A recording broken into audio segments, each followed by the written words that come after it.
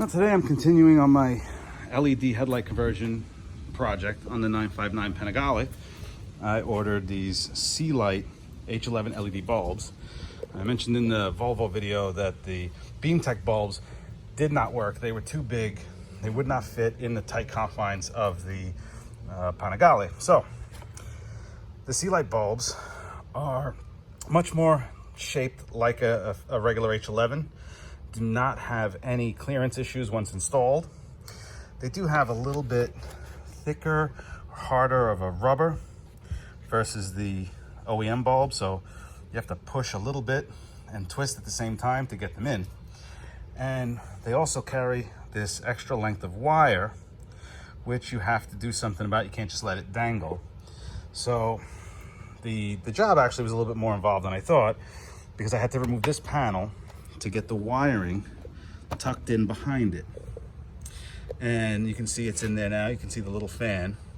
But in order to get this panel off, I had to remove the trim around the ignition switch, which to remove these things, you need a 3mm and a 4mm Allen key to remove the screws.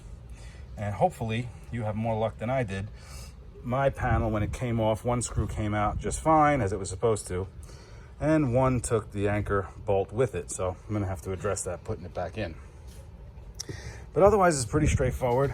Once you have that panel out, you've got plenty of room to access the factory bulb, make the wiring work, tuck that wiring down inside here, put the panel back on.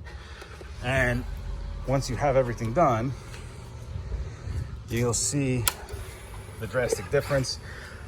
It finally looks, I think, the way it should have. There you have the LED on the right side and the halogen on the left. Now, I don't have LED high beams, so when you hit the high beams, you're still gonna have halogen, but I'm less worried about that, more worried about the low beam. That's it. It's a pretty straightforward installation. No need to worry about a bulb out indicator on the dashboard like the Volvo has, which I'm going to address now. Actually, just got some parts in from Amazon to address that problem, and I'll let you guys know which one of those works to solve the bulb out issue.